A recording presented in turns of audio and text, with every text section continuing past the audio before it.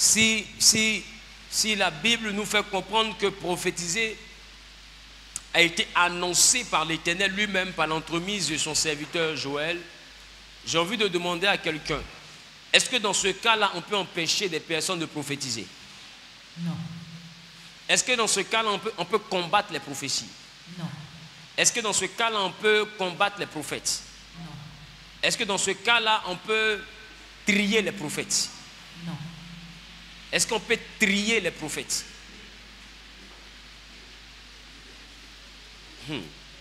Quelqu'un est avec moi?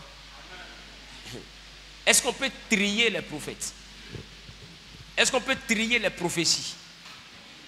Parce que j'ai envie de te dire, la chose qui est à la mode, c'est la chose qui est trafiquée. Amen. Amen. Est-ce que vous savez qu'il y a des marques de vêtements qui sont plus rares? Amen. Plus rares que les marques que nous avons l'habitude de porter. Amen. Amen. Mais qui ont plus de valeur que ce que même on voit aujourd'hui un peu partout. Amen. Amen. Mais ces marques-là, bien qu'étant de valeur, ne sont pas trafiquées comme ça. On ne voit pas leurs imitations comme ça. Pourquoi? Parce que c'est des marques rares. Ce n'est pas à la mode. Ce n'est pas populaire. Amen. Donc plus une chose devient populaire, plus on en trouve la copie. Alléluia. Amen. Donc si la Bible dit que dans les derniers temps, Dieu répandra de son esprit sur toute chair, ça veut dire que la prophétie sera répandue ou sera populaire. Amen. Amen. Donc cela veut dire aussi que si la prophétie sera populaire, c'est que la prophétie aussi sera falsifiée. Amen. Amen. Voilà pourquoi la Bible parle de l'esprit du faux prophète. Amen. Donc aujourd'hui, on veut prendre le temps de poursuivre l'enseignement sur la prophétie. Et cet enseignement-là a pour but, comme je l'ai dit tout à l'heure, de t'aider à savoir juger les prophéties. Parce qu'il y a une chose que tu auras toujours dans ta vie, dans ces derniers temps-là, c'est la prophétie. Quand la Bible parle des derniers temps, tu dois comprendre qu'il y a 3 dispensations selon la Bible. La première dispensation temporelle que nous avons eue est la dispensation réellement qui appartenait à Dieu le Père.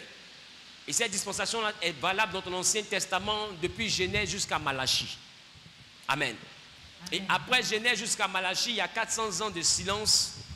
Et la Bible dit qu'à partir de Matthieu, le Seigneur Jésus vient au monde. Amen. Donc nous sommes maintenant dans la dispensation du Fils. Amen. Et le Fils est dans Matthieu, il est dans Marc, il est dans Luc et il est dans Jean. Amen. Amen. Donc nous avons les 4 évangiles qui parlent de la deuxième dispensation qui est la manifestation du Fils. Et la 13e partie du temps pour que les 3 temps soient accomplis, parce que nous avons le Père, le Fils et le Saint-Esprit. Donc quand la Bible parle des derniers temps, la Bible parle du temps du Saint-Esprit. Amen. Et la Bible dit, à partir de Actes des Apôtres, au chapitre 2, que le Saint-Esprit va descendre au jour de la Pentecôte. Amen. Et jusqu'à aujourd'hui, nous sommes dans le temps de manifestation du Saint-Esprit. Et c'est ce temps-là que la Bible a appelé les derniers temps. La Bible dit dans les derniers temps, c'est-à-dire à la 3e dispensation, je répandrai de mon esprit sur toute chair. Et c'est cette prophétie-là qui s'est accomplie au jour de la Pentecôte. La Bible déclare que son esprit est descendu, alléluia. Et depuis ce jour-là, tout le monde a accès à l'esprit de Dieu. Donc tout le monde peut prophétiser. Amen. Dans l'Ancien Testament, c'était ceux qui étaient consacrés, choisis comme lévites, qui avaient accès à cette portion de l'esprit de Dieu. Ou bien Dieu se choisissait des prophètes pêle-mêle avec qui il manifestait sa grâce. Mais dans ce que nous sommes en train de dire, nous parlons réellement que tout le monde prophétisera, mais tout le monde ne sera pas forcément prophète. Est-ce que quelqu'un me comprend? Donc c'est une dispensation exceptionnelle, c'est une dispensation rare. Quelqu'un dit dispensation rare. Dispensation rare. Alléluia. Amen. Donc, le jeudi, on a demandé est-ce que la prophétie était parfaite et nous avons répondu non. Pourquoi la prophétie n'est pas parfaite? Parce que la prophétie est un fragment de ta vie. Amen. Donc tu ne peux pas prendre la prophétie pour modifier toute ta vie. Et je m'explique. Imagine-toi un peu que Dieu te dise par prophétie tu dois aller en France. Et à cause de cela, on veut t'embaucher au Gabon et tu fais quoi? Tu refuses parce que la prophétie dit quoi? Tu dois aller en France. Or la prophétie a 3 temps. Il y a le temps où on l'annonce, il y a le temps où Dieu la prépare et il y a le temps où elle s'accomplit. Donc dans la phase où on t'annonce là où tu dois finir, c'est en France. Qui est d'accord avec ça? Éclate les doigts. On t'annonce là où tu dois finir, c'est où ça? Maintenant, entre le jour de l'annonciation de cette prophétie, le jour où la prophétie est annoncée, et le jour où la prophétie va s'accomplir, il y a un temps qu'on appelle le temps de préparation de la prophétie. Et durant ce temps-là, Dieu peut t'envoyer au Gabon. Pourquoi? Parce qu'au Gabon, là-bas, il y a une rencontre que tu vas faire. Il y a des circonstances qui t'attendent au Gabon. Il y a des opportunités qui t'attendent au Gabon qui vont faciliter l'ouverture des portes de la France. Mais aussi longtemps que tu ne vas pas au Gabon, tu ne croiseras pas l'opportunité qui doit faciliter ton voyage. Et puisque toi tu es bloqué sur une affaire de on m'a dit j'irai en France, qu'est-ce que toi tu fais? Tu refuses toute opportunité d'aller au Gabon, ou d'aller au Togo, ou d'aller au Burkina, ou d'aller au Mali. Tu te dis quoi? Je vais aller faire quoi au Mali pendant que je suis né pour la France? J'ai envie de te dire, toute prophétie n'est qu'un fragment de vérité, parce que la Bible dit que nous prophétisons en partie. Nous prophétisons en partie. Et on a pu le voir dans le livre de 1 Corinthiens chapitre 13, le verset 9. Amen. Où la Bible dit ceci, vas-y. Tu peux m'accompagner. Vraiment au fond. Honorer la parole. Vraiment au fond. Car nous connaissons en partie. Car nous connaissons en partie. Et nous prophétisons en partie. Et nous prophétisons en partie. Oui. Mais quand ce qui est parfait sera venu, oui, ce qui est partiel disparaîtra. Alléluia. Dieu bénisse sa parole, assieds-toi. Amen. Et en m'appuyant sur ce verset, je veux dire à quelqu'un de ne plus être un religieux. Amen. Amen. Dis à ton voisin, ne sois plus religieux. Voisin, ne sois plus religieux. La Bible dit que nous connaissons en partie. Or, aujourd'hui, la religion est bâtie autour de quoi? La religion est bâtie autour de ce que nous connaissons. Qui est d'accord avec ça?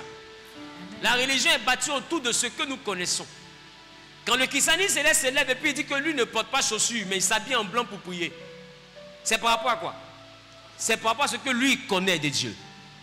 Quand l'autre se lève et puis il dit, bon, chez moi là-bas on ne porte pas bijoux, on attache foulard et puis on porte robe longue.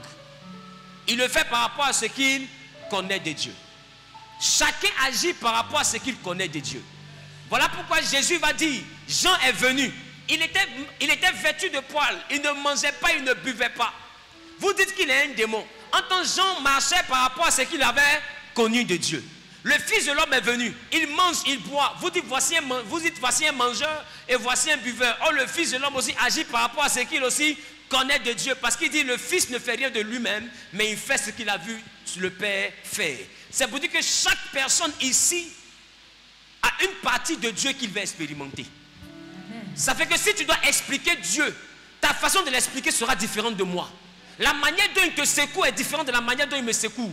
Donc la façon dont il développe ta foi elle sera différente de la façon dont il a développé ma foi. Amen. Parce que chacun de nous a une aventure particulière et spécifique avec le Saint-Esprit. C'est pourquoi tu ne dois pas être dans la religion, mais tu dois être dans la foi. La foi, c'est l'affirmation des choses qu'on espère, c'est la démonstration de ce qu'on ne voit pas. Mais la foi se bâtit surtout autour de ce que nous voulons expérimenter et de ce que nous savons de Dieu. Est-ce que quelqu'un me comprend? La Bible dit nous connaissons en partie. Aujourd'hui, des gens se lèvent et font la guerre à leurs amis qui connaissent une autre chose parce que ces personnes ne connaissent pas la même chose que toi. J'ai envie de dire, la Bible dit que ce que tu connais là, ce n'est qu'une partie. Donc si tu ne connais qu'une partie, pourquoi tu juges l'autre? Qui me comprend? Dieu est un peu comme un éléphant, les frères. Considère l'éléphant dans sa forme. On prend 5 aveugles et puis on leur dit touchez l'éléphant. Et eux touchent la queue, qu'est-ce qu'il dira? Que l'éléphant est mince. Il connaît en partie. Quand je dis connaît, tu réponds? Il a touché la queue, qu'est-ce qu'il remarque? Que l'éléphant est mince. Il connaît? Un autre se lève, il touche les oreilles de l'éléphant. C'est comment? C'est large et puis c'est... Donc là, s'il vient, il te dit l'éléphant est comment? L'éléphant ressemble à la feuille d'attiqué, il est plat et puis il est large. Est-ce qu'il ment? Il connaît l'éléphant en... Un autre vient et puis il touche les trompes. Quand il touche les trompes, qu'est-ce qu'il lui va venir te dire? Que l'éléphant est long, on dirait tuyau. Même chose comme tuyau de saut de scie. Est-ce qu'il ment? Il connaît une partie. Un autre aussi va se lever, il va toucher l'ivoire. C'est lui-même qui a tout gâté. Il va dire l'éléphant est pointu, on dirait épée. Est-ce qu'il ment? Quand Quand son ami va dire éléphant est mou, il va dire quel mou? J'ai touché, j'ai tapé, j'entends co. Comment ça fait pour être mou? Tu mens, mon ami, tu mens. Mais vous oubliez que vous êtes combien d'aveugles? Et vous êtes chacun décrit ce qu'il a touché. Ainsi est l'Éternel. Personne ne le connaît, mais tout le monde touche une partie de Dieu. Personne ne l'a jamais vu. Tout le monde touche une partie de Dieu.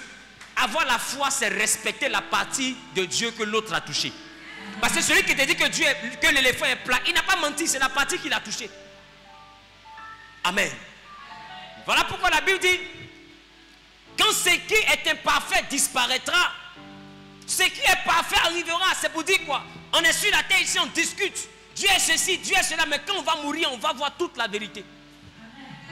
On n'aura plus de livre saint à lire. Parce que le saint des saints même sera arrêté devant nous. Donc on ne sera plus en train de discuter. Si il est écrit, il est écrit. La Bible n'est pas un livre, la Bible est une personne. Quand tu arriveras là-bas, tu n'auras plus besoin de la lire pour essayer de comprendre comment il est. Mais tu verras l'Éternel dans toute sa splendeur. Quelqu'un dit Amen. Quelqu'un dit Amen. Tu te lèves, tu fais un pas en avant, tu dis yes, Dieu se révèle à toi. Alléluia. Nous connaissons un et nous prophétisons. C'est pourquoi tu ne dois pas prendre la prophétie comme une généralité. La prophétie est un fragment de la vérité.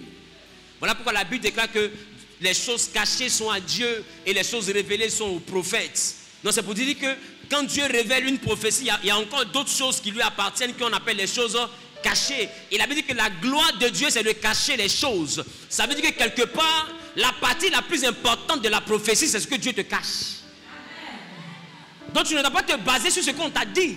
Tu dois chercher à savoir ce qu'on n'a pas dit. Qui me comprend? Dis à ton voisin, cherchons ce qu'on n'a pas dit. Qui me permet aujourd'hui de finir à 19h40 ou à 20h? Qui m'autorise ça? Non, il faut que je.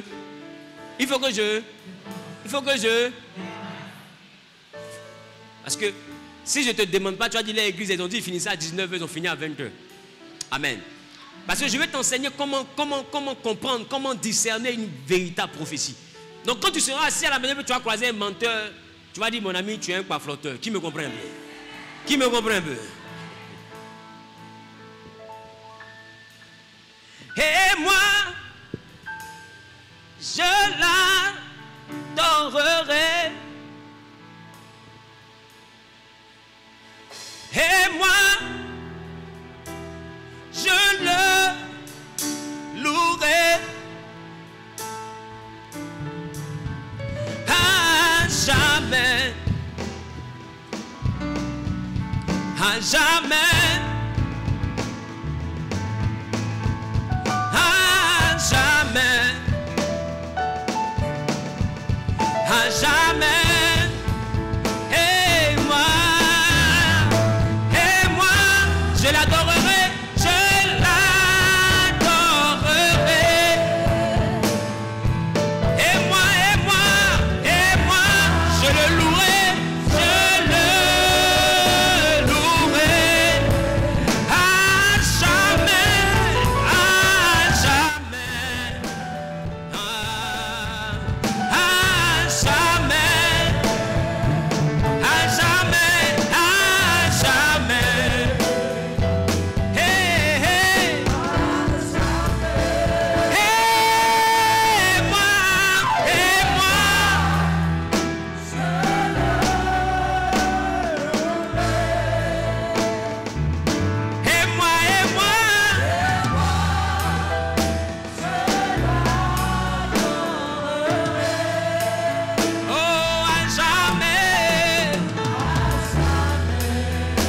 Jamais. Que Dieu vous bénisse. Amen. Merci. On peut apprécier Dieu pour le groupe musical.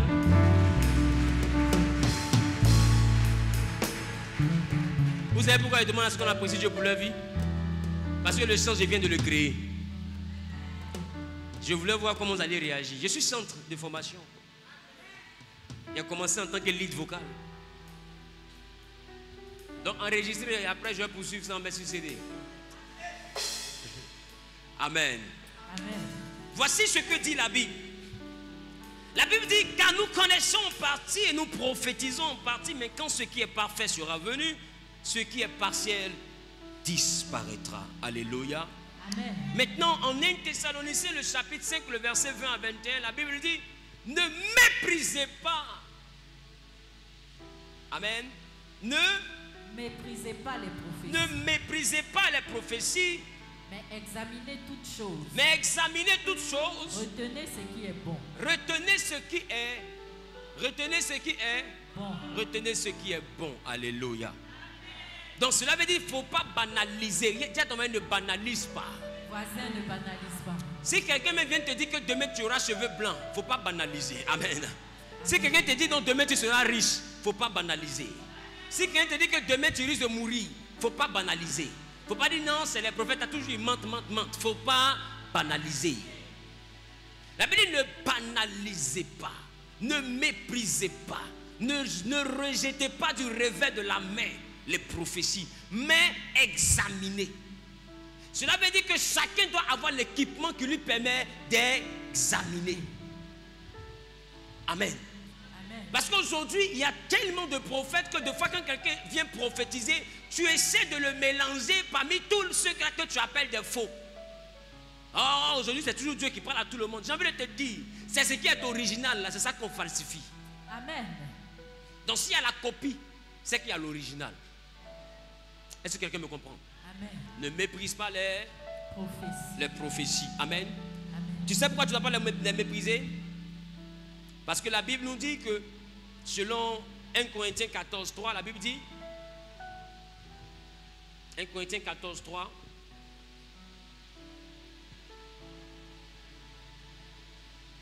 Celui qui prophétise, au contraire, parle aux hommes. Il parle aux hommes. Les édifie. Il les édifie. Les exhorte. Il les exhorte. Les console. Et il les console. Tu vois, il y a trois premières dimensions de la prophétie. Première dimension, édifier. Ça, il te fait du bien. Deuxième, t'exhorter, ça veut dire t'encourager, t'inciter à prendre une décision, un chemin. Amen. Si je dis je t'exhorte à t'investir dans l'EVA, ça veut dire quoi? C'est je t'encourage, je t'incite, je te conseille. On se comprend? Donc la prophétie vient pour conseiller. La prophétie vient pour faire quoi? Pour orienter. Amen. Donc ne méprise pas. Tu peux échouer toujours dans les concours de douane, concours de ENA. Tu échoues, tu ne comprends pas. Une prophétie peut venir te dire qu'en réalité ton échec, c'est simplement pas un échec, mais c'est un refus de Dieu parce que le chemin que tu veux emprunter là n'est pas le chemin que Dieu veut que tu empruntes. Est-ce que quelqu'un me comprend? Et ça, tu ne dois pas mettre dans la catégorie des échecs parce que tu n'as pas échoué, tu n'es juste pas sur le chemin. Est-ce que quelqu'un me comprend un peu? Amen. Donc, la prophétie vient pour t'exhorter. Elle peut te montrer une direction. Elle peut te dire à quoi tu as appelé. Elle peut te dire dans quoi tu as appelé. Alléluia. Amen. Donc, il est important de recevoir des prophéties. Il est même bon parce que la Bible dit celui qui prophétise parle aux hommes. Donc, c'est par la prophétie que Dieu va te parler. Donc, tu ne peux pas rejeter la prophétie tout en ayant une vie de prière. Parce que deux fois, la Bible dit Dieu parle cependant tantôt d'une manière, tantôt d'une autre. Donc, ça veut dire que la prophétie est un moyen par lequel Dieu te parle. Donc, si tu es une femme de prière, tu dois être aussi une femme aussi qui atteint un message de Dieu. Parce que prier, c'est parler à Dieu. C'est ça? Prier, c'est parler à Dieu. Mais prier, ce n'est pas monologuer. Parce que je monologue lorsque je parle moi seul. Mais je dialogue lorsque je parle et on me répond. Donc dans la prière, on ne monologue pas, mais on dialogue. On explique à Dieu nos besoins et on attend de lui une réponse. Or, la réponse là, il peut ne pas te la donner dans la chambre de prière. Il peut te la donner par une prophétie. Qui me comprend un peu? Amen. Donc c'est pourquoi quand tu es un homme de prière, tu dois aspirer à recevoir des prophéties. Mais toutes les prophéties qui viennent par toi, tu ne dois pas les avaler bêtement. Tu dois les analyser. Prêche. Qui percute, dit je percute.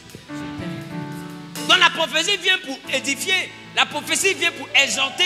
Et la prophétie vient pour consoler. Il y a des moments où tu es abattu, tu pleures, tu ne sais même plus donner de la tête. Des fois, c'est là que Dieu va créer pour te dire, tu es la femme, tu es la femme ou bien tu es l'homme qui va relever le nom de ton Père. Je te vois quelque part en train d'avoir des maisons, ceci, cela.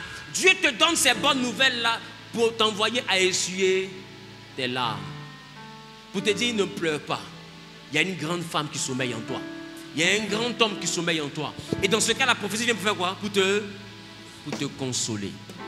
Alléluia. Alléluia. Des fois, tu as tout perdu. Tu as perdu père, tu as perdu mère. Tu t'assois, tu pleures. Et une prophétie vient pour te dire qu'il y a un homme qui va rentrer dans ta vie. Il y a une connaissance, il y a une connexion qui vient dans ta vie. Et cette connexion va t'aider à atteindre réellement tous tes objectifs. Or, toi, tu te dis quoi? Si mon père était encore là, peut-être je n'allais pas souffrir autant. Et Dieu vient t'annoncer cette chose pour te dire que même si ton père n'est plus là, lui, Dieu, il est encore là. Et il ne t'a pas abandonné. Il ne t'a pas oublié. Il ne t'a pas rejeté. Il t'élèvera. Quelqu'un dit, il va me lever. Donc tu vois que la prophétie peut venir dans le but de te consoler. Quelqu'un dit la prophétie console. La prophétie console. Amen. Amen. Et nous sommes arrêtés dans la dimension où la prophétie était une instruction. Sinon le livre de 1 Corinthiens, toujours chapitre 14, verset 31. Que dit la Bible?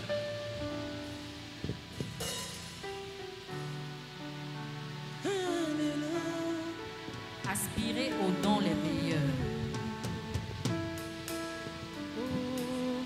1 Corinthiens 14, 31.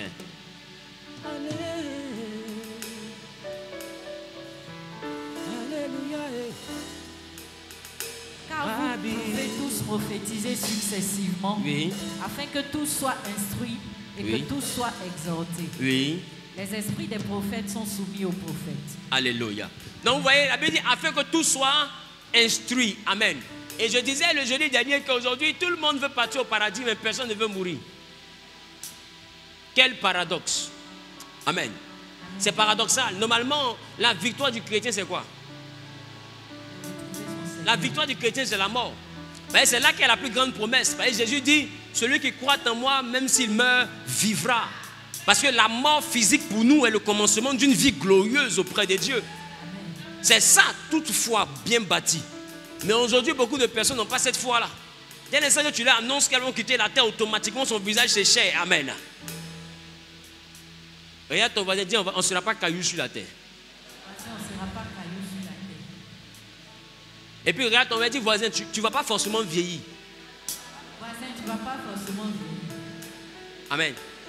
Quand je dis tu ne vas pas forcément, ça veut dire que tu peux peut-être vieillir. Mais ce n'est pas une obligation de vieillir. Jésus est parti à 33 ans, c'est ça? Mais quand il était sur la croix, il a dit quoi? Tout est accompli. On vient au monde pour un but. Quand tout est accompli, on dégage. Amen. Amen. Le plus important n'est pas de vieillir. Le plus important, c'est ce que Paul a dit. J'ai combattu le bon combat, j'ai achevé la course. C'est ça? C'est ça? C'est ça? Il dit j'ai combattu le bon combat, j'ai achevé la course et j'ai gardé la foi. Le plus important, c'est que le jour où tu tombes en train de mourir, que tu sois toujours au bon fixe dans ta relation avec Dieu, que tu gardes la foi. Alléluia. Et le plus important encore, c'est que tu combattes le bon combat. Amen. Et que tout soit accompli. Le reste là, c'est des détails. Amen. Ce que tu dois prier pour ne jamais vivre dans ta vie, c'est la mort précoce. Parce que dans la mort précoce, tout n'est pas accompli. Qui me comprend un peu? Dans la mort précoce, tout n'est pas accompli. Et tu sais pourquoi Satan fait des programmations de mort pour que les gens meurent de façon prématurée? Parce que mourir sans tout accompli est aussi un péché. Parce que dans ce que tu dois accomplir, il y a aussi la gloire de certaines personnes dedans. Imagine-toi un peu. Une prophétie dit que tu seras réellement la directrice d'une multinationale. Quelqu'un n'a pas dit amen. Quelqu'un n'a pas dit j'ai saisi. Tu seras directrice d'une multinationale.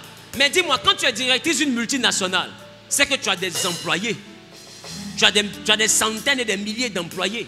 C'est qu'il y a des personnes qui vont se baser sur ta multinationale pour construire dans leur village. Il y en a qui vont se baser dessus pour donner à manger à leurs enfants. D'autres vont se baser dessus pour l'éducation de leurs enfants. Qui me comprend? Maintenant, quand tu meurs et que la multinationale n'a jamais existé, ceux-là, ils travaillent où?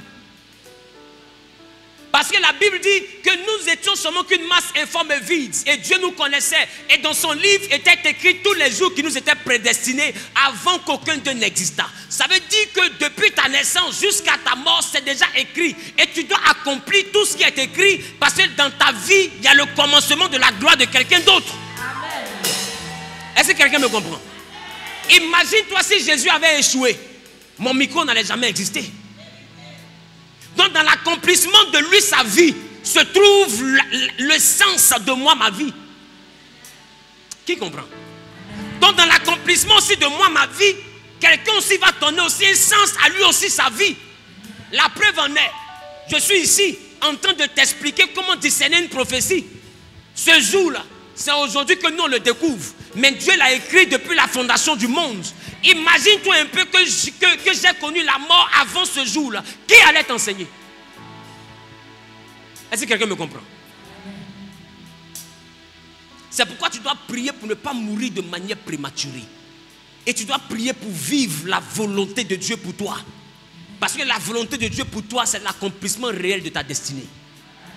C'est pourquoi Jésus a dit, si tu peux éloigner la coupe de moi, pas comme je veux, mais comme tu veux. Amen. Donc dans la dimension de l'instruction, la prophétie vient dans le but de faire quoi? De te donner des informations. Amen. Amen. Et dans cette dimension-là, j'ai envie de dire à quelqu'un, il faut accepter que la prophétie te dise un jour que tu vis mal. Aujourd'hui, nous sommes friands des prophéties qui nous voient toujours aux États-Unis, en Europe, à New York, à Singapour, aux îles, je ne sais pas quoi. Et, amen, avec toujours, je vois beaucoup de maisons derrière toi. Dès qu'elle entend, je même tombe chong.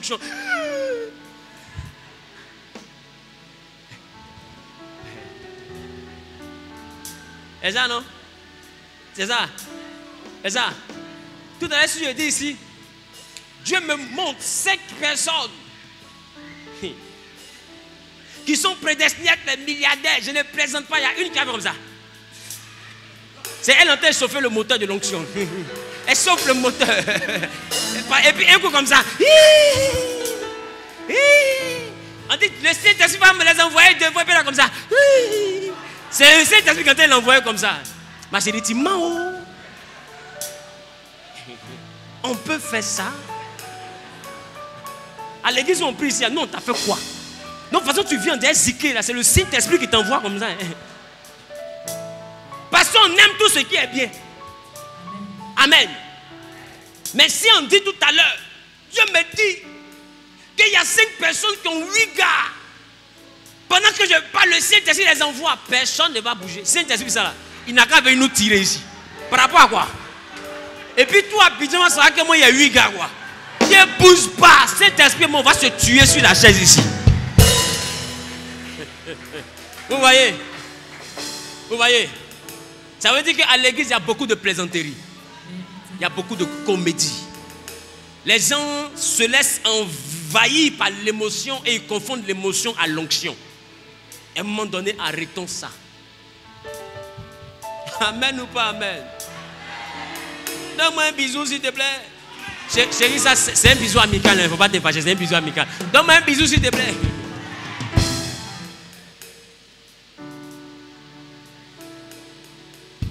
Amen. Alléluia.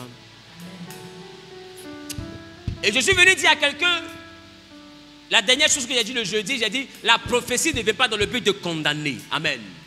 Tout ce que la prophétie vient t'annoncer, sache que, à moins qu'elle ne soit une prophétie souveraine de Dieu, elle a toujours une lucarne qui te permet de trouver le bout du tunnel. Est-ce que quelqu'un me comprend? Donc même si quelqu'un vient te dire que tu ferais un accident et que tu interroges Dieu et que vraiment Dieu confirme que c'est vrai, ne panique pas. Parce que Dieu ne t'annonce pas que tu aurais un accident pour te condamner à l'accident. Dieu t'annonce que tu aurais un accident parce qu'il envisage te montrer comment tu dois te comporter afin d'éviter cet accident. Amen. Voilà pourquoi il a dit à Caïn, le péché à la porte de ton cœur, mais si tu agis bien.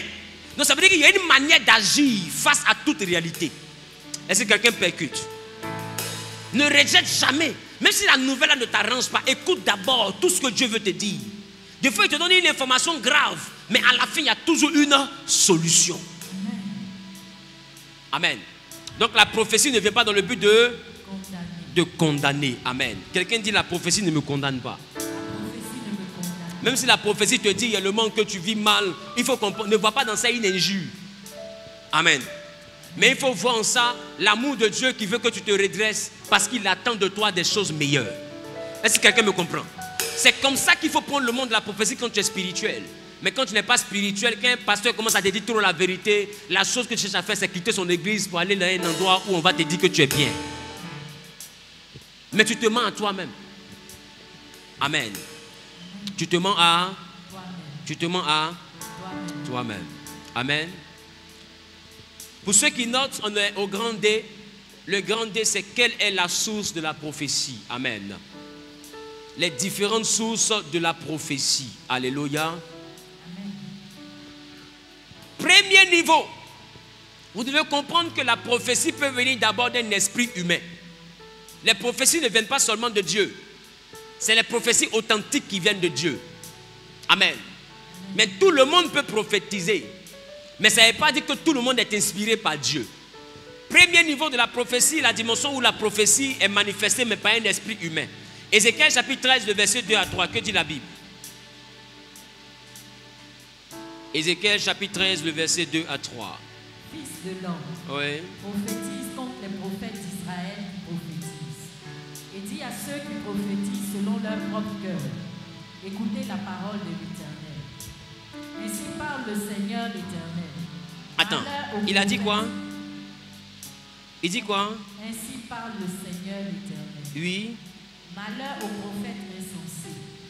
Non, oh, non, réponds. Fils de l'homme fait quoi? Fils de l'homme, Oui. prophétise contre les prophètes d'Israël qui prophétisent. Il dit prophétise contre les prophètes d'Israël qui prophétisent. Et dis à ceux qui prophétisent selon leur propre cœur. Et dis à ceux qui prophétisent selon quoi? Leur propre cœur. Selon quoi? Leur propre cœur. Selon quoi? Leur propre cœur. Selon quoi? Leur propre quoi? Leur propre cœur. Amen. Donc tu vois que la prophétie d'abord peut être liée au cœur de l'homme. Amen. Il dit il y a des personnes qui prophétisent selon eux-mêmes leur propre cœur. Amen. C'est pourquoi je dis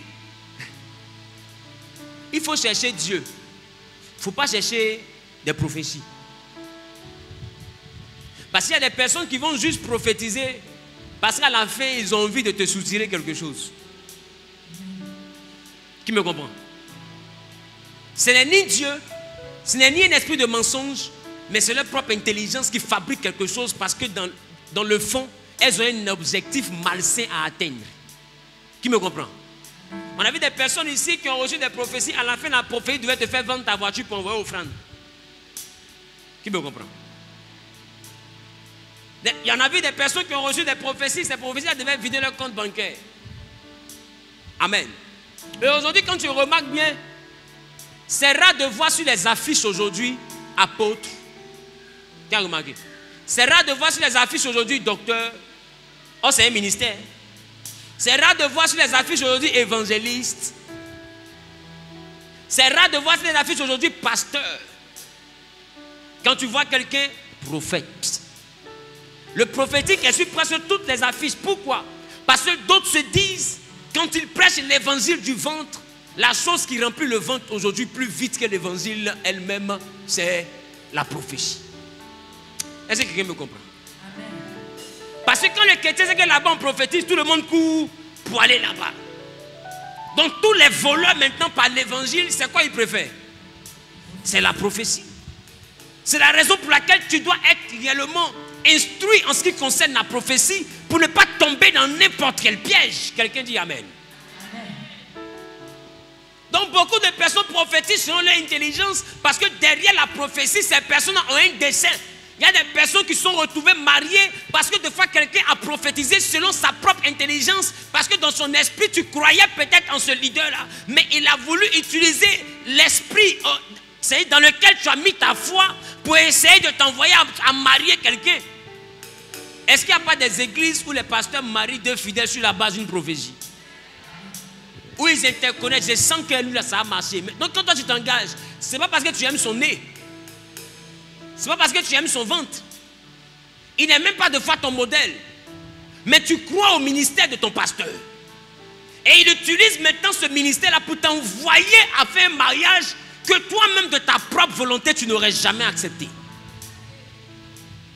Et après tu te retrouves dans un mariage semblable au ring de Mohamed Ali. casus clé. Tu es dans le mariage maintenant que Dieu a dit de faire. Voilà, ton œil est enflé. Ta joue a toujours des bleus. Tu souffles dedans, oh, tu souffles dedans. Est-ce que quelqu'un me comprend? Et des fois, même ceux qui sont dans le ministère, quand ils veulent marier quelqu'un, il va te voir, non, j'ai vu un rêve. Dans une vision, c'était clair. Je ressens que tu es ma bien-aimée. Elle aussi, elle voulait mariage, elle rentre dedans. Non, on va vivre par la foi. Maintenant, la foi, là, depuis riz est fini, la foi n'a pas envoyé du riz. Maintenant, te voici en plein milieu du mariage, après 2 enfants, c'est là maintenant tu sais si c'était vraiment Dieu. Ma chérie, mets tes enfants au dos, ils ont sommeil. Est-ce que quelqu'un me comprend? C'est pas quand on finit de faire 2 enfants qu'il vient chercher si c'était Dieu. Tu dois chercher à analyser les prophéties. C'est vrai que ton désir c'est de te marier, mais ne saute pas sur la première prophétie qui annonce ton mariage. Tu dois examiner. Même si au stade où tu es arrivé là, tu sens que tu dois te marier, mais ça ne veut pas dire que tu dois tomber dans un mariage parce qu'on a prophétisé. Aussi authentique que soit un prophète, j'ai envie de te dire, toute prophétie qui mérite vraiment un examen, c'est une prophétie qui annonce ton futur. Ne plaisante jamais à ton futur. Ne plaisante, regarde, on va dire, voisin, ne plaisante pas à ton futur. Voisin, ne plaisante jamais avec mon futur. Parce que si quelqu'un te dit que c'est en Europe que tu dois réussir et puis tu as menti, et que toi tu crois en ça, tu vas vivre que pour aller en Europe. Tout ton esprit sera sur l'Europe. Tous tes projets convergeront vers l'Europe. Toute ton énergie ira vers l'Europe. Même tes économies, ce sera pour chercher un réseau pour que tu arrives en Europe. Or, des fois, Dieu veut te bénir simplement dans des vêtements. Il faut vendre habits. Mais à cause de la fausse prophétie, tu seras en train de te retrouver à converger vers un endroit pour lequel Dieu ne t'a pas appelé. Dans la prophétie peut venir l'esprit humain. Amen. Deuxième dimension. La prophétie peut venir d'un esprit de mensonge. 2 Chroniques, chapitre 18, le verset 21. Que dit la Bible? Et moi, je l'adorerai. Oui. Et moi, 18, 21. Je l'adorerai. L'Éternel lui dit, comment à jamais. Oui, vas-y. Je sortirai, répondit-il, et je serai un esprit de mensonge dans la bouche de tous ces prophètes. Oui. L'Éternel dit, tu le séduiras et tu en viendras à bout. Alléluia. Vous voyez, là il est question du roi Akab dans la Bible. Akab était un roi qui ne plaisait pas à Dieu. Parce que son comportement n'était pas correct devant le Saint-Esprit. La Bible dit que Dieu va décider, il va poser une question pour dire, mais j'ai envie que Akab meure. Alors j'ai besoin de quelqu'un qui va l'envoyer aller en guerre pour qu'on le tue là-bas. La Bible dit, les anges n'ont pas trouvé de solution. Et un esprit de mensonge qui était aussi à la réunion va dire à Dieu, envoie-moi, j'irai le tromper. Dieu dit, mais comment tu vas faire? Il dit, je descendrai et je vais habiter les prophètes qui l'écoutent. Et je serai un esprit de mensonge. Et ils vont lui prophétiser le bien pour dire, va en guerre, tu auras la victoire. Et quand il va aller en guerre, ils vont le tuer là-bas. La Bible, Dieu dit, ce que tu dis est merveilleux. Descends. Fais ce que tu as dit. Et moi, Dieu, je te dis, tu vas venir à bout de cet homme. Tu vas réussir ta mission. C'est que Dieu même bénit la mission. Qui me comprend? Mais c'était un esprit de... Et quand l'esprit descend, il habite 400 prophètes. Donc il y a 400 prophètes qui disent à Akab qu'il aura la victoire. Ça veut dire, c'est pas parce que beaucoup d'hommes de Dieu prophétisent la même chose sur toi que c'est vrai. Le monde de la prophétie est tellement délicat qu'il te faut une maturité spirituelle pour suivre les prophéties. C'est pourquoi j'ai décidé ici à Genèse d'enseigner les enfants de Dieu sur les réalités spirituelles pour que vous ne soyez pas des ignorants. La Bible dit en Osée que le peuple est détruit parce qu'il lui manque la connaissance. La chose qui fait vraiment que vous ratez beaucoup de choses, c'est l'ignorance. il faut qu'on vous forme. Plus c'est une affaire de tu vas te marier. Le mariage n'est pas une prophétie. Le mariage est un projet de Dieu pour nous. Amen. Adam n'a jamais dit à Dieu, je veux me marier. C'est Dieu même qui a dit, il n'est pas bon que l'homme soit seul. Et c'était à une étape de vie d'Adam. Il y a un niveau de ta vie où quand tu es dans la volonté de Dieu, Dieu lui-même te dit, il n'est plus bon que tu sois seul. Et lui-même, il met tout en œuvre pour que tu puisses te marier. Tu as essayé de ta propre intelligence. Qu'est-ce que tu as trouvé? C'est les mougoupans, c'est les bisous béou, c'est les caresser tchengue, c'est les bécos. Pourquoi? Parce que tu t'es dit que je vais me marier si je me soumets. Tu t'es soumise, on a cassé ton cou. Je vais me marier si j'aide mon mari. Tu as vendu quoi photo pour lui, il travaille, il t'a laissé. Je vais me marier si jamais je suis une femme bien. Tu as été une femme bien. Ça n'est qu'une femme non bien qu'on t'a trompé.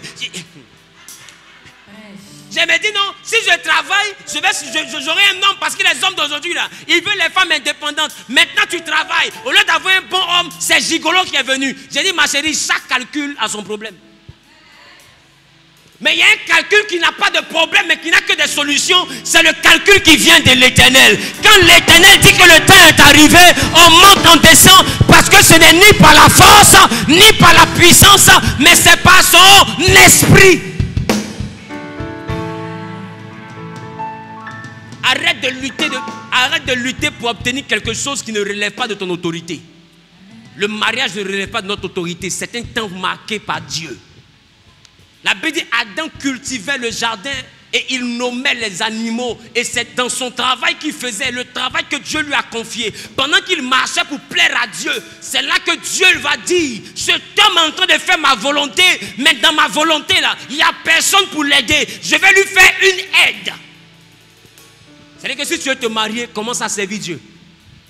Commence à marcher selon la parole de Dieu.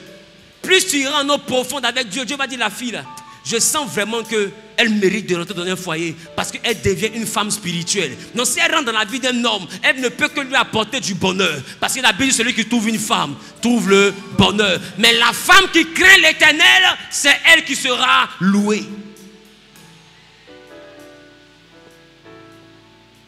Donc arrêtez de gêner pour le mariage. Cherchez à servir l'Éternel. Le mariage n'est pas un sujet de prière. C'est une volonté de Dieu pour nous. Alléluia. Donc il y a des esprits de mensonges.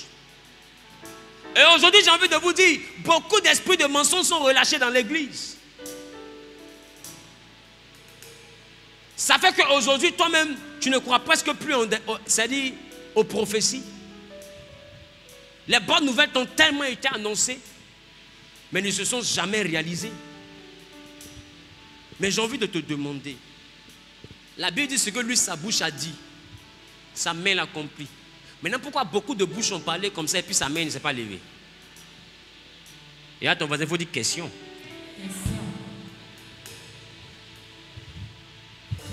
L'esprit de mensonge dans la prophétie existe. Et comme indique son nom, l'esprit de mensonge te met sur un faux chemin pour te conduire à ta perte. Est-ce que quelqu'un me comprend? L'esprit de mensonge qui est descendu au temps d'Akab était venu pour mettre Akab sur un chemin pour qu'à la fin, Akab fasse quoi? Qu'il meure. Donc tu vois que l'esprit de mensonge, quand il vient, il te prophétise quelque chose qui réjouit ton cœur, mais à la fin, là, tu es dans le problème. Il te dit non, ouvre un magasin, ça a marché, mais à la fin, tu sors de là-bas surendetté. Crédit, quand tu te caches, tu sors à 4 heures, tu rentres à 2 heures. Parce que avant ce temps-là, les gens sont assis devant ta porte, ils t'attendent. Et tu n'as plus de paix. Tous tes problèmes autour de toi. Or, au début, on t'a dit, si tu fais là, ça a marché. Alléluia. Et l'esprit de mensonge aujourd'hui est très répandu. L'esprit de mensonge peut avoir plusieurs origines. Parce qu'il y a l'esprit humain de sorcellerie qui prophétise. Il y a le python qui prophétise. Il y a la sirène des eaux qui prophétise. Il y a les différents esprits de divination qui prophétisent. Il y a même l'esprit des morts qui prophétise dans la dimension de la nécromancie. Donc tu dois être capable d'avoir un discernement poussé pour que tu comprennes quel esprit anime celui qui est en face de toi. La Bible dit en Actes des Apôtres qu'une femme, une certaine prophétesse suivait l'apôtre Paul et Silas. La Bible déclare que ces serviteurs de Dieu vont dire au bout de 3 jours esprit Python libère la vie de cette femme. Oh, elle disait ce sont des saints hommes de Dieu. Elle ne mentait pas, mais l'esprit qui était dedans était un esprit de mensonge. L'esprit de mensonge commence par la vérité pour t'induire en erreur. Il commence par la vérité, il termine par le mensonge. Pourquoi? Parce qu'il veut que sur la vérité, tu t'accroches à lui et dans le mensonge, il te mène à ta pète. Qui comprend? Donc, ce n'est pas parce que ce que quelqu'un dit est cohérent que ça vient de Dieu. Ce n'est pas parce que ce que quelqu'un dit est droit à tes yeux, est juste, même dans le temps, même ce qu'il dit et qu'il révèle est correct, que ça vient de Dieu. L'esprit de mensonge avait assisté à une réunion.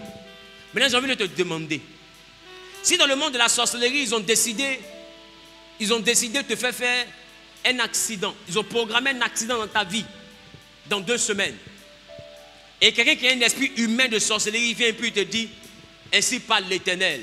Mais ainsi parle l'Éternel, c'est vague, parce qu'il y a plusieurs éternels. Même toi-même, tu as une dimension de l'Éternel. Est-ce que tu le sais? Est-ce que tu le sais? Tout le monde est éternel, mais tout le monde n'est pas éternel avec grand E. C'est la raison pour laquelle le corps physique meurt.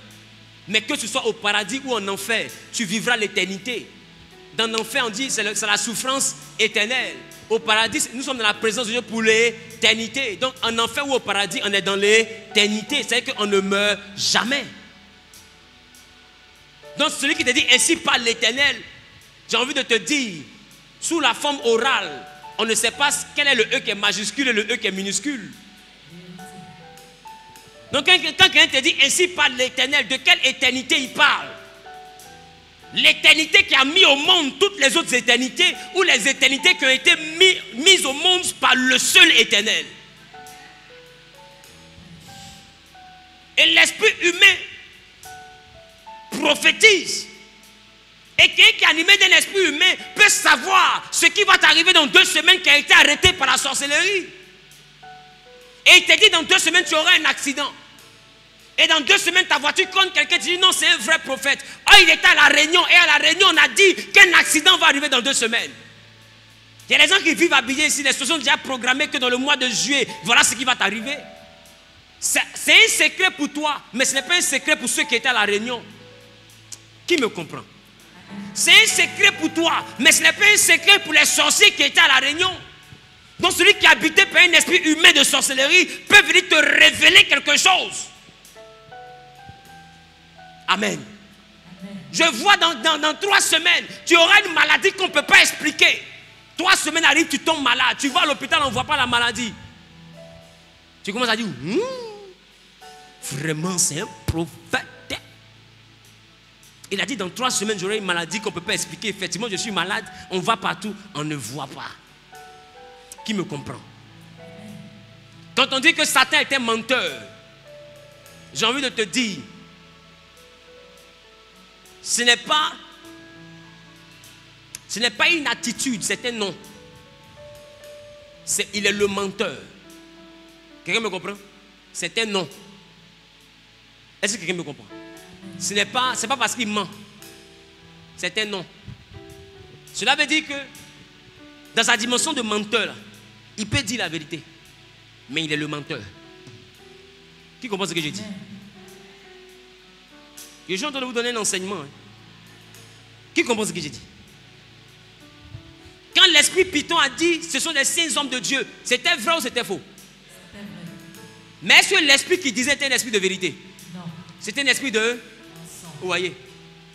Donc tu vois que le menteur dit souvent la vérité, mais il reste le menteur. Tu dois faire attention au monde de la prophétie. C'est pourquoi tu dois grandir en spiritualité, grandir en prière, grandir en intimité avec Dieu, et puis surtout en connaissance de la parole de Dieu. C'est la seule chose qui peut garantir ton équilibre et ta grandeur. Quelqu'un dit Amen. Troisième provenance de la prophétie, le Saint-Esprit. Alléluia. Donc, il y a la dimension maintenant où la Bible dit dans les derniers temps, Joël 2, 28, je répandrai de mon esprit. Il parle de quel esprit? Esprit de Dieu. Il dit je répandrai de mon esprit. Il parle de quel esprit? Esprit de Dieu. Il parle de quel esprit? Il dit je répandrai de mon esprit. Quelqu'un dit de mon esprit. Sur toute chair. Alléluia. vos fils et vos filles prophétiseront. C'est-à-dire qu'ils prophétiseront sur la base de l'esprit de qui? L'esprit de Dieu. Et c'est ça la véritable prophétie. Celle qui vient de l'esprit de Dieu. Donc tu vois, face à ce labyrinthe-là, comment savoir que c'est l'esprit de Dieu? Amen. Et il y a une quatrième dimension de la prophétie qui est un mélange des trois choses.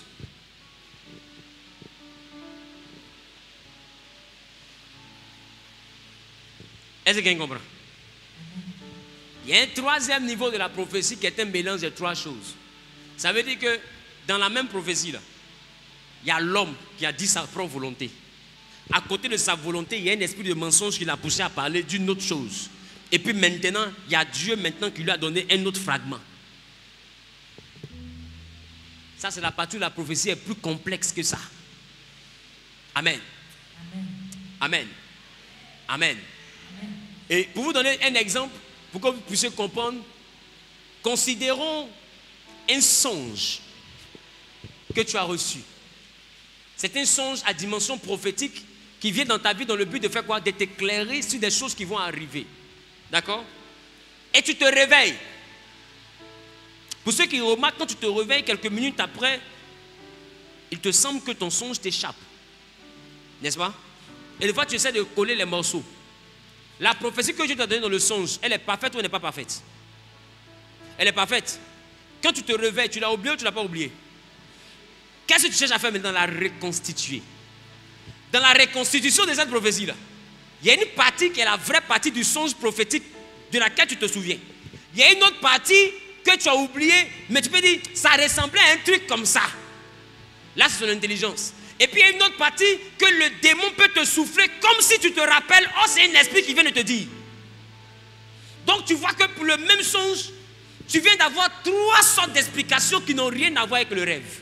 Parce que le rêve en question, lui-même, tu l'as oublié, mais tu te souviens du rêve à moitié. L'autre moitié, là, c'est la guerre maintenant. Qui me comprend? Et là, quand c'est comme ça, tu peux te retrouver dans le piège de l'humanité, de l'esprit de mensonge et de l'esprit de Dieu. Ça peut devenir un mélange. Parce que tu es en train de chercher. Donc tu n'es plus dans le monde de l'inspiration, mais tu es dans le monde maintenant de l'aspiration. Parce que tu aspires à retrouver le songe que tu as oublié. Donc ce n'est plus poussé par l'esprit. Tu fouilles maintenant dans le monde de ton intelligence pour trouver quelque chose que l'esprit de Dieu t'a donné. Donc tu peux mélanger maintenant ton intelligence au rêve et un esprit peut venir te distraire dedans. Qui comprend maintenant de quoi je parle? Mais ce que Dieu t'a donné est pur. Mais ce que toi tu vas expliquer là, c'est le mélange des trois. Est-ce que quelqu'un me comprend? Donc si on se base sur ce que toi tu expliques là, on se perd. Parce que deux fois c'est le milieu que tu as expliqué là, que Dieu a dit. Tout le reste là, c'est une invention qui vient d'un esprit qui t'a parlé et puis de toi-même ton intelligence où tu as fouillé. Est-ce que quelqu'un me comprend? Qui percute? Qui voit la complexité de la prophétie? C'est complexe, hein? Alléluia. On peut poursuivre? Parce que tout à l'heure, nous allons prier. Amen. Tout à l'heure, nous allons... J'ai dit que je veux prier pour un nombre bien précis de personnes. Et l'Éternel va accomplir dans ce mois de mai quelque chose d'extraordinaire dans vos vies. Amen. Amen. Nous allons à un autre point. Amen. Amen. Amen. Amen. Amen. Amen. Amen. Qui est d'accord avec ça? Qui comprend bien ce que je lui enseigne? Le grand E, je veux maintenant que tu l'intitules. Quand devra-t-on faire appel à la prudence? Ou bien à quel moment nous devons être prudents? Alléluia. À quel moment nous devons être prudents? Amen.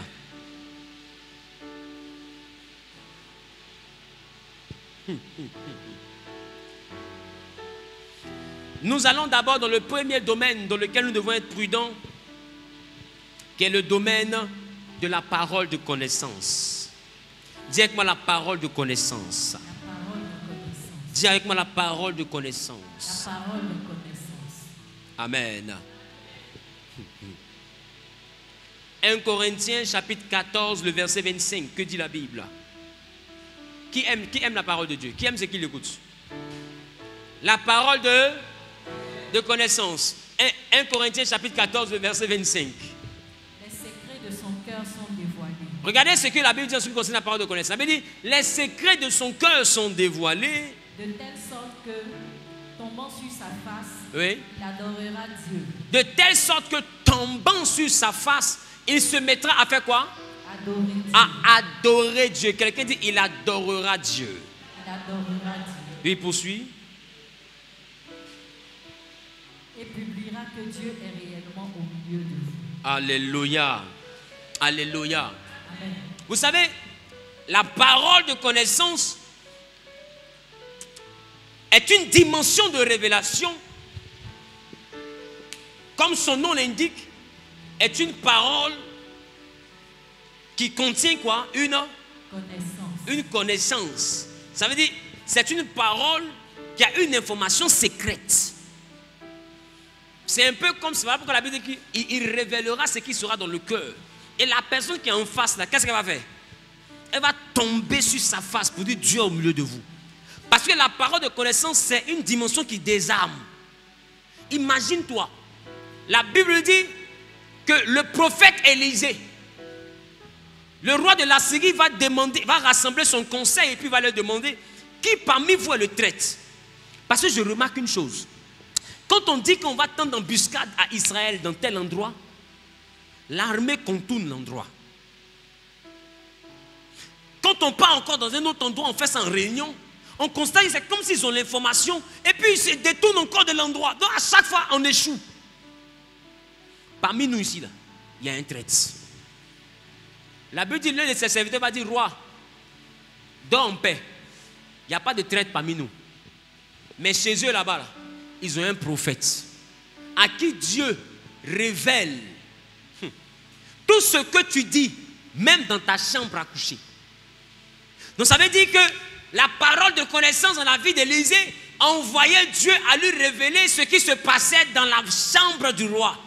Donc s'il connaît ce qui se passe dans la chambre, à plus forte raison ce qui se passe à la réunion. Amen. Donc vous voyez que la dimension de la parole de connaissance envoie des détails qui désarment. La Bible dit, le roi va dire allez le capturer. Il n'a même pas dit allez le tuer. Allez le capturer parce que celui qui manifeste la parole de connaissance, il est tout simplement spectaculaire comme individu. Il peut te regarder et te dire voilà ce que tu as mangé le matin. Vous avez déjà vu ça dans les églises. C'est une dimension de la prophétie, mais c'est plus un don. Amen. C'est un don à caractère prophétique. Amen. Qui peut être un don aussi du Saint-Esprit qui parle de la révélation des choses cachées. Amen. Donc, dans la parole de connaissance, quelqu'un peut faire un songe. Tu as oublié ton rêve et puis lui vient, puis il t'explique ton rêve. C'est merveilleux, n'est-ce pas? C'est tout simplement extraordinaire. Comment il a fait pour savoir? Il vient te regarder et te dire non, tu es né tant. Ta maman avait tel problème, ton papa avait tel problème. Voilà ce qui s'est passé quand tu étais petit. Voilà comment tu as grandi. Quand tu grandissais, tu étais maladif, etc. Et tout ce qu'il te dit là, c'est ça. Quand tu avais 8 ans, ton papa a chassé ta maman. Waouh! Comment il a su? Après ta maman, ça a Dieu sur son nom. Waouh! C'est qui lui là? Ça te désarme. Amen. Et tu peux dire, Dieu habite ici. Mais j'ai envie de te donner le danger de la parole de connaissance. Parce que la parole de connaissance est une dimension du prophétique, mais qui concerne le passé et le présent. Dans cette dimension de la prophétie, là, tu dois être prudent. Pourquoi? Parce que cette information, il n'y a pas que Dieu seul qui la détienne. Qui comprend? Amen. Il n'y a pas que Dieu seul qui détienne l'information. Parce que j'ai envie de te dire, quand tu es venu au monde, les démons savaient que tu es venu au monde. Quand on a chassé ta maman, les démons aussi savaient que ta maman a été chassée tel jour. Donc quelqu'un peut avoir un esprit commun et puis va venir falsifier la parole de connaissance, t'expliquer tout ce que tu as vécu dans ta vie. Automatiquement tu peux ajouter de la crédibilité à ce qui vient, à ce qui s'apprête à t'annoncer concernant ton futur. Or l'esprit de Dieu n'est pas avec lui. Mais l'imitation, la photocopie de la parole de connaissance t'a désarmé. Parce que tu t'es incliné face à toute cette connaissance qu'il a de ta personne et de ta vie. Tu dis waouh, cet homme est vraiment de Dieu. J'arrive à peine, il ne me connaît pas. Regarde tout ce qu'il déballe. Dieu est ici. Ma copine, tu as parlé, je ne croyais pas. Mais maintenant, moi-même, j'ai la preuve. Tu as quelle preuve? Tu n'as aucune preuve. Tu juges encore selon tes émotions. C'est parce que tu es sur le choc de quelque chose de merveilleux, de spectaculaire. Donc du coup, ton esprit critique s'est été. Et tu as été convaincu par du surnaturel. Mais je vais poser la question à quelqu'un. Est-ce que même en ville, on ne croise pas des enchanteurs pareils? Qui de fois quand ils parlent, quelqu'un a entendu parler d'une histoire pareille. Ou quelqu'un est venu, il a commencé à t'expliquer, faire des démonstrations magiques, etc. Tu es convaincu, il te dit, mais on va prendre les pagnes. Parce qu'on t'a dit que c'est un pagne, on veut te tuer. Ta maman à pagne, oui, maman à pagne. Ta maman à bijoux, oui, ta maman à bijoux. Puis bêtement, tu t'élèves. Tu ne parles à personne. Comme ça. Marose, il t'en va où? Je vais vous sauver. Et tu t'en vas, tu ramasses les portables de tous tes pauvres parents. Tu ramasses leur pagne. Tu prends, tu t'en donnes. Et puis le gars, il te dit, bon, ok, il n'y a pas. Majoritairement, il porte des habits religieux. Des fois, il y a croix dessus. Des fois, il y a Vierge Marie dessus. Mais c'est pagne réellement d'une église. Donc, quand tu le vois, tu peux dire quoi? C'est quelqu'un qui croit en Dieu. Autant, c'est un voleur. Et puis maintenant, il te dit, bon, comme tu as envoyé les choses à Dieu, commence à faire des incantations. Récite, je vous salue Marie, jusqu'à arriver au bout là-bas. Quand tu arrives au bout là, tu reviens. Je vous salue Marie. Pleine de grâce. Tu t'en vas au bout. Quand tu reviens comme ça là. Il y avait un monsieur qui était ici, là, il est où? Il dit, ils sont partis. Hein. C'est là maintenant tes yeux s'ouvrent. Mais qu'est-ce qui a fait que tu es devenu bête comme ça? C'est le spectaculaire que tu as vu. Donc tu vois que Satan aussi se déguise en ange de lumière. Donc la parole de connaissance doit t'envoyer à être prudent. Quand quelqu'un commence à t'expliquer toute ta vie, tu ne dois pas ajouter la foi à ce qui va t'annoncer sur ton futur. Parce que ton passé, le diable aussi le connaît. Ce n'est pas miraculeux ton passé. Je te parle ainsi pour que tu ne sois plus ébahi, c'est-à-dire agréablement surpris de tout ce qui peut être prophétie sur tous les détails de ta vie. Ça ne veut pas dire que Dieu est là. Qui me comprend? Quand tu es spirituellement posé, tout ça là, ça ne t'effraie pas. Tu entends tout ça là, et puis malgré ça, tu examines encore. Est-ce que quelqu'un me comprend? Donc la parole de connaissance est la première chose qui demande vraiment la prudence. La deuxième dimension du monde prophétique qui demande la prudence, c'est la dimension de la prédiction. Et ça, j'appelle ça vraiment la partie qui peut envoyer quelqu'un à perdre toute sa vie. Perdre ton temps dans des choses inutiles. Quand quelqu'un vient prédire l'avenir. Et majoritairement, avant d'arriver à la dimension de l'avenir, Satan déjà arrive à te convaincre dans la dimension de la parole de connaissance. Parce que, au début, quand tu viens, tu vois la personne, tu es un peu sous tes réserves, va au vous. Tu te dis, c'est qui lui là? Bon, quand tu es un homme de Dieu là, on dit Dieu l'utilise, je suis là. Et quand il sort ton nom, voilà ce pourquoi même tu es venu, voilà ça. Qui lui a dit ça? Automatiquement, qu'est-ce que tu commences à faire? Tu commences à baisser ta garde. Voilà pourquoi je te dis que Satan est le menteur, mais il n'est pas forcément un menteur. Il commence par la vérité pour t'aider à baisser ta garde. Et puis après le reste là, il ment maintenant pour partir. Qui me comprend? Parce qu'une fois que tu crois, il s'en est à toi. Hein? Là maintenant, là, aïe aïe aïe, au pays des gâtés en gâte, il ment maintenant pour partir. Est-ce que tu peux te dire? Est-ce que tu peux examiner? Parce que ce qu'il t'a dit d'hier là, tout est vrai. Amen. Non, avant de te prédire, Satan déjà commence par la parole de connaissance. Amen. Il commence par la parole de connaissance. Et cette parole de connaissance, là, maintenant, vient dans le but de te faire baisser ta garde. Et après, maintenant, il commence maintenant à parler de ton futur. Si quelqu'un t'a dit tout ce qui est vrai sur ton passé et même ton présent, matin maintenant même, ce que tu as vu, il n'était pas là, il te révèle ça. Ça veut dire quoi? Que c'est Dieu, n'est-ce pas? Maintenant, après, c'était dit, après tout ça, là, Dieu me montre que tu dois aller aux États-Unis. Toi, tu crois ou tu ne crois pas? Tu crois ou tu ne crois pas? Laissons amusement à part. Il ne faut pas te jouer les guerres ici. Tu crois ou bien tu ne crois pas? Tu crois. Ça va te prendre à la minute même. On se comprend? En temps, ce n'est pas l'esprit de Dieu. C'est l'esprit du diable. Il a commencé par la vérité et il a terminé par le mensonge. Voilà pourquoi on l'appelle le rusé. La ruse, c'est ça. Quand on l'appelle le manipulateur, c'est ça. C'est-à-dire, il te prend dans un truc où toi-même tu peux mettre ta main à couper. Que c'est Dieu. Or, c'est pas Dieu. Est-ce que quelqu'un comprend ce que je lui annonce? Amen. Dis à ton voisin, fais attention. Voisin, fais attention. Dis voisin, fais attention. Voisin, fais attention. Dans la dimension de la prédiction, il faut faire attention. Alléluia. Alléluia. Alléluia.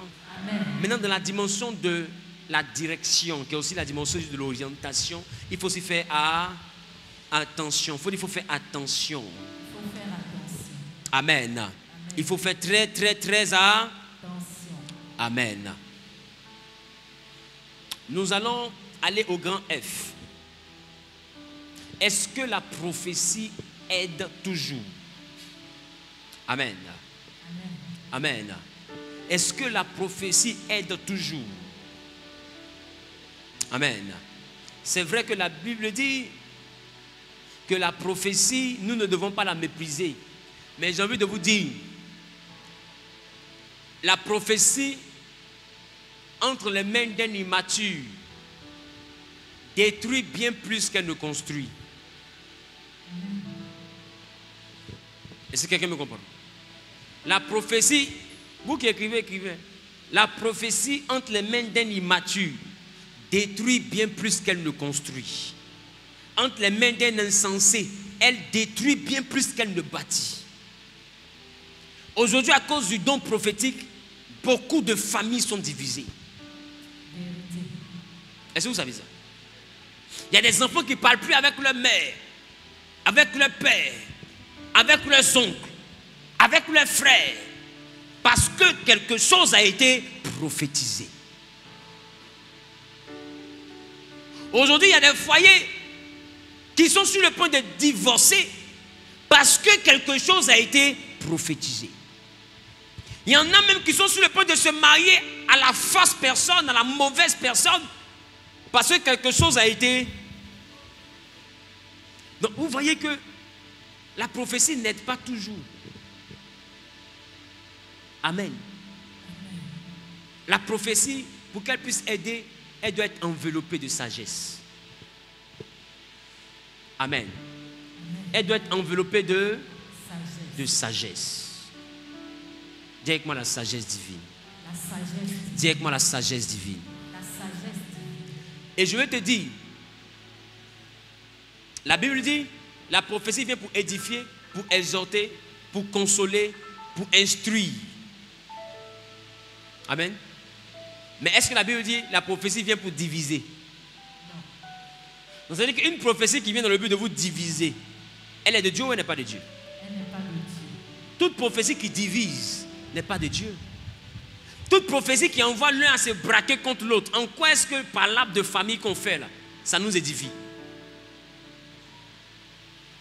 Et même quand Dieu te dit que telle personne dans le monde spirituel a telle identité, ce n'est pas pour que vous vous divisez.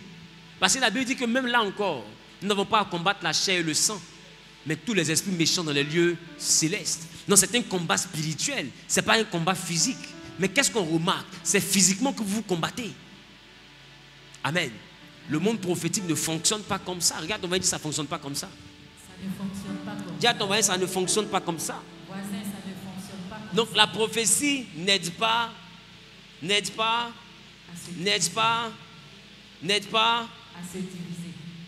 Alléluia. Amen. Donc elle n'a pas toujours la dimension de faire du bien. Tout dépend de qui prophétise. Tout dépend de quel est l'esprit qui prophétise et dans quel esprit il prophétise. Amen. Amen. Amen.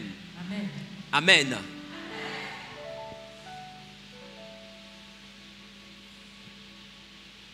Vous savez, le point que je veux toucher maintenant pour essayer de chuter, c'est quelle est ta réaction face aux prophéties? Amen. Amen. Amen. Regarde ton voisin, quelle est ta réaction face aux prophéties? Voisin, quelle est ta réaction face aux prophéties? Quelle est ta réaction face aux prophéties? Quelle est ta réaction face aux prophéties? La Bible dit que l'humilité précède la gloire, mais l'orgueil précède la chute. C'est pas parce que ton pasteur n'est pas celui-là qui a prophétisé que tu dois mépriser la prophétie. C'est pas parce que tu as une vie de prière que Dieu ne peut pas te prophétiser le mal. Tu sais, avoir une vie de prière n'est pas fonction d'être agréable à Dieu. Servir Dieu n'est pas être fonction d'être agréable à Dieu. C'est pourquoi il faut avoir l'humilité souvent de t'arrêter puis d'écouter. Amen. Dis à ton voisin, arrête-toi souvent et puis écoute. Voisin, arrête-toi souvent et écoute. Je vais vous donner un exemple très simple. Viens.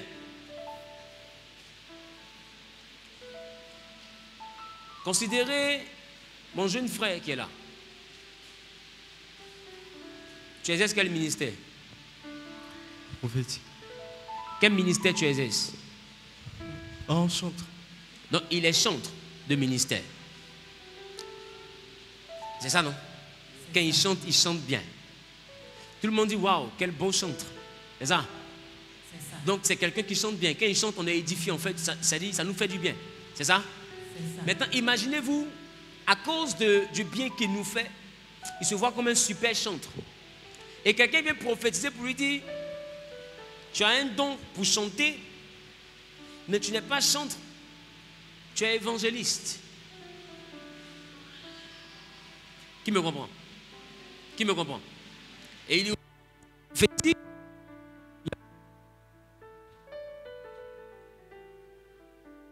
Alléluia, alléluia. Et il reçoit cette prophétie. Et quand il la reçoit, il la rejette du revers de la main. Pour lui, qu'est-ce qui se passe? C'est que quand il se met à chanter, les démons sortent des corps. Cela suffit pour lui. Quand il se met à chanter, les personnes tombent sous l'onction, dans un état de transe. C'est ça? D'autres même pleurent. Quand on se lève, on dit, waouh, lui, là, vraiment, c'est un chant consacré. Amen. Et le Saint-Esprit travaille. Et il se dit, parce que le Saint-Esprit travaille, donc le Saint-Esprit est content. Le Saint-Esprit n'est pas forcément content de toi. Et quand je parle de ça, je ne vais pas faire allusion à la vie de péché. Non. Je ne fais pas allusion à la vie de péché.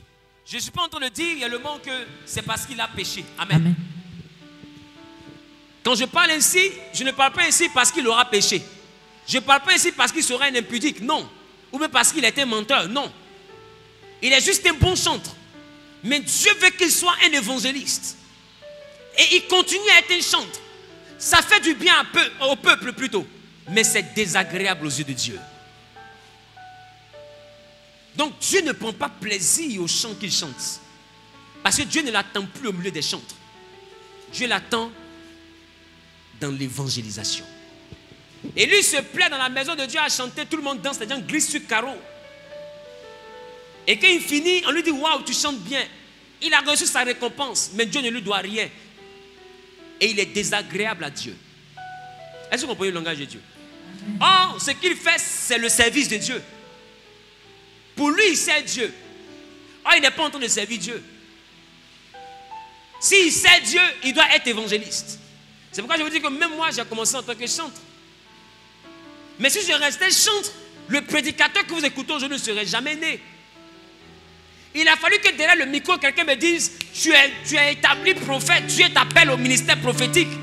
Et que j'ai la confirmation et que je suive le chemin pour qu'aujourd'hui, toi et moi, on se rencontre. Donc, on peut servir Dieu tout en étant désagréable à Dieu. Le plus important n'est pas ce que tu fais dans la maison de Dieu. C'est ce que tu fais en accord, en harmonie avec la volonté de Dieu. Donc, je vais demander à quelqu'un, tu pries beaucoup, on est d'accord, mais ça peut ne pas être agréable à Dieu. Et quand c'est comme ça, Dieu peut te donner une prophétie dure. Tu vas dire, oh, toi tu es un plaisantin. Moi j'ai une vie de consécration. Je jeûne, je prie, je parle en langue, je prophétise. Et toi tu veux me révéler une telle chose. Qu'est-ce que j'ai fait pour que Dieu me fasse ça? Mon ami, va prier encore, parce que Dieu qui t'a parlé là, moi aussi, il me parle. Tu peux lui répondre comme ça ou pas? Pourquoi? Parce que tu es sûr de ta relation avec Dieu. entre ta relation avec Dieu n'est pas parfaite. Elle est juste bonne, mais elle n'est pas parfaite. La Bible dit, ne vous conformez pas au siècle présent, mais soyez transformés par le renouvellement de l'intelligence, afin que vous discerniez ce qui est bon, agréable et parfait. Tu me comprends? Donc ce que tu fais pour Dieu, tu pries, c'est une bonne chose. Tu jeûnes, c'est agréable, mais il n'est pas content parce que ce que tu fais n'est pas parfait. Est-ce que quelqu'un me comprend? Ce que tu fais n'est pas parfait. Il a besoin maintenant que tu ailles dans sa volonté. Mais ce que tu fais jusqu'à présent, c'est son œuvre, même pas sa volonté. Non, il peut envoyer quelqu'un pour prophétiser quelque chose. Et tu peux avoir une mauvaise réaction. Parce que pour toi, à tes propres yeux, tu es trop dans la volonté de Dieu. Tu es trop surnaturel, tu es trop spirituel. Et tu peux rejeter du revers de la main une prophétie qui est pourtant authentique. Est-ce que quelqu'un me comprend? Que ta relation de prière ne te trompe pas. Ça ne veut pas de toi quelqu'un qui est trop privilégié. Que ta vie de jeûne ne te trompe pas. Que même le service que tu fais pour Dieu ne te trompe pas. Amen. Dieu peut-être peut me dire à moi, va à Bonois pour faire des programmes. Ou bien dans un village là-bas pour faire des programmes. Et je ne juge pas bon d'y aller parce que je me dis que là-bas, là, c'est trop. Avec la boue, la terre rouge. Non. Je peux partir à Yopougon. De toute façon, c'est les mêmes âmes du Seigneur. Bravo. Si je laisse le village que je vais évangéliser à Yopougon, j'évangélise, mais Dieu n'est pas content. Et ce que Jonas a fait, Dieu l'envoie à Ninive, et je ne vais pas à Ninive. Je vais partir à Tarsis. Là-bas aussi, je peux prêcher. La Bible dit, la mer a fait quoi? S'est levée. Et Dieu l'a ramené où? À Ninive. Donc, on peut servir Dieu sans être agréable à Dieu. Et beaucoup de personnes, quand elles commencent à avoir une vie de prière au bon fixe, commencent à combattre systématiquement certaines prophéties. Ne te trompe pas. Ta proximité vis-à-vis de Dieu dans la prophétie, dans la prière, ou bien le fait que tu entends la voix de Dieu ne veut pas dire que seulement que Dieu est content de toi. Il y a bel et bien une catégorie de personnes qui ont la puissance, mais à qui Jésus va dire, je ne vous ai point connu. Il dit, vous qui commettez l'iniquité. L'iniquité, ce n'est pas seulement la fornication. L'iniquité, c'est l'injustice. Ça veut dire quoi? Dieu t'a montré ce qui était juste. Et tu as préféré faire un autre choix. Tu as préféré suivre un autre chemin. C'est une iniquité. Est-ce que quelqu'un me comprend? Je m'arrête là pour aujourd'hui. Demain, je vais conclure. Amen. Demain, je prendrai le temps de conclure. Et demain, je vais vous dire comment confirmer qu'une prophétie vient de Dieu. Amen. Et comment juger la prophétie. Amen. Amen. Et à quel moment on doit rejeter une prophétie. Est-ce que quelqu'un percute? Ce sera le message qu'on aura demain matin, de 9h à 11h30. Alléluia. Pose la main sur la poitrine, s'il te plaît. Et moi, je l'adorerai. Et moi, je le louerai à jamais, à jamais, à jamais, et à jamais.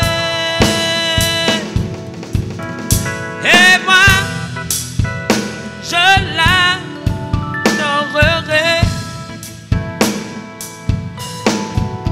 Et moi, je le louerai. Et moi, je le célébrerai. Parle à Dieu, parle à Dieu. À jamais. À jamais. À jamais. Hey. À jamais.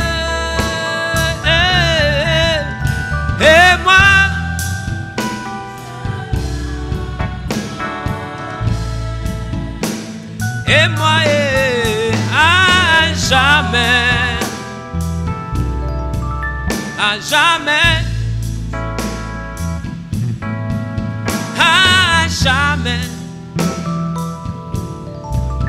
à jamais, à jamais, à jamais. Shabra elebo santa brakinte. Le kata baba elebo shabra elebo santa braba baba. Le kete bro shabra elebo santa bra hebro kantaraba elebo she. Le bro santa bra kantaraba elama sekete bro. Mon âme te bénit, mon âme tu rends la gloire, l'élévation. Mon âme te bénit, tu rends la gloire et l'élévation. Sois loué, sois élevé. Shabra elebo. Tu vas élever la voix et tu vas parler à Dieu. Tu vas dire au Saint-Esprit de te donner le discernement. Qu'il te donne la capacité de comprendre, de discerner. De pouvoir reconnaître le vrai du faux. De pouvoir reconnaître la différence entre l'ivraie et le vrai blé. Et lève après, commence à parler à Dieu. Parle à Dieu, parle à Dieu, parle à Dieu, parle à Dieu, parle à Dieu, parle à Dieu, parle à Dieu. God. À jamais. À jamais, à jamais, oh, oh. À jamais, à jamais, à jamais, à jamais, hey. À jamais. Jamais, Yahweh, Yahweh, Yahweh, Yahweh, Yahweh, Yahweh, Yahweh, Yahweh. Je veux te louer,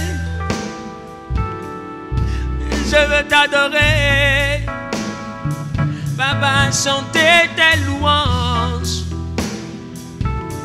Te révéler aux nations. Je veux prêcher ta parole, guérir en ton nom, montrer aux hommes que tu es Dieu, que tu n'as pas changé. Et moi, je t'adorerai. Et moi, je le louerai à jamais, à jamais. Oh, à jamais, oh, à jamais, à jamais, à jamais, à jamais.